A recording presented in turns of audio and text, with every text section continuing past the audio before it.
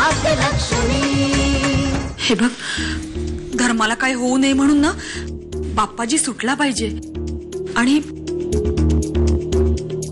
आणि बाप्पाजीला फक्त तूच सोडवू शकतेस ग। मी त्या बाप्पाजींना पुन्हा सोडवलं तर माहित नाही ते काही नवीन कारस्थान करतील। नाही आई, मी हे नाही करू शकत। काय तू बाप्पाजीला सोडवणार नाहीस?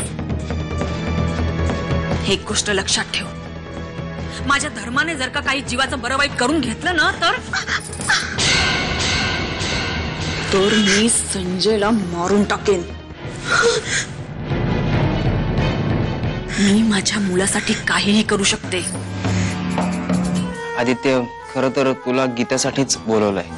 पण आता नक्की काय होतंय तिला? तूच चल आतमध्ये आणि बघ सकाळपासून कशी करते ते। यू डोंट वरी, मी बघतो। चल।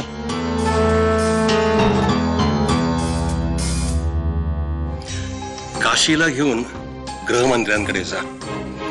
काशीला बक्षीस मिळालंय म्हणून ती आभार मानायला आली आहे असं सांग। गृहमंत्री नक्की परवानगी देतील। हो, पण त्यानं काय होणार आहे? अरे काशी हे फक्त निमित्त,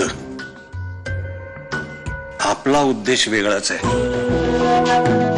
काशी आभार मानेल, तिच्याबद्दल 2 गोड शब्द बोलले जातील, काशीचं कौतुक होईल। त्याच वेळी गृहमंत्र्यांना बाप्पाजीला सोडा अशी विनंती कर। काय?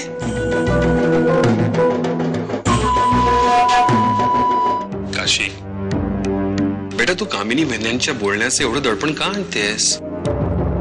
अहो पण भाऊ काका, आईंनी मला बजावलंय की कोणत्याही परिस्थितीत बाप्पाजी तुरुंगात सुटलेच पाहिजे। अगं पण ते कसं शक्य आहे आता? तूच सांग। पण मी तरी काय करू?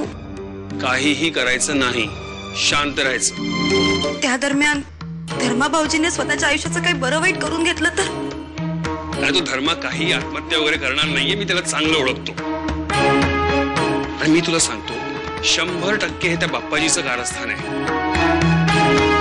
अरे आम्ही विचार केला की सरिता वहिनीकडूनच काहीतरी औषध घेऊ, त्या तपासतील त्याला आणि देतील काहीतरी औषध। नाहीतरी सरिता वहिनी आपल्या डॉक्टर आहेत ना? Correct correct. हे बघ सरिता, आपला यार आहे काय, हा त्याला काय झालं बघ, चेक कर। तुला हॉस्पिटल सुरू करायचं ना, आता सुरुवात कर, लगेच तपासून घे। हा चल चल, ही गोळी घ्या म्हणजे तुम्हाला लगेच बरं वाटेल। वहिनी पोटात दुखायचं बंद झालं बघा। या वहिनींच्या हातात जादू आहे बघ, जादू। हा, अरे तू बरा होणारच। आमची सरिता भाग्यलक्ष्मी आहे, तू बरा होणार नाही का? नाही नाही, तसं काही नाहीये, मी भाग्यलक्ष्मी वगैरे काही नाही।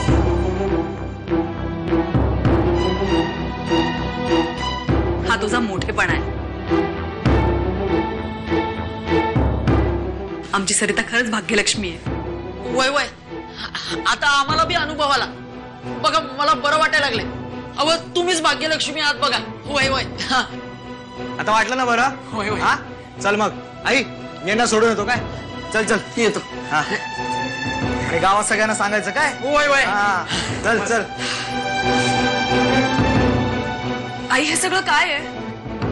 मला हे भाग्यलक्ष्मी वगैरे म्हणून नाही पटत आहे। अगं अगं, आपण आपली लायकी नाही ठरवायची, आता लोक आपली लायकी ठरवणार। तू बघतच राहा, उद्या तुझ्याकडे गावातल्या लोकांची रांग लावते, त्यांना तू बरं करायचंस, पण डॉक्टर म्हणून नाही, भाग्यलक्ष्मी म्हणून। धर्माच्या भाकड धमक्यांना अजिबात घाबरू नकोस तू। शांत रहा। काशी, आई बिराईवर विश्वास ठेव, ती योग्य तू मार्ग दावेल बघ तुला। हे बघ, आता समधी काळजी सोड आणि शांतपणे झोप बघ।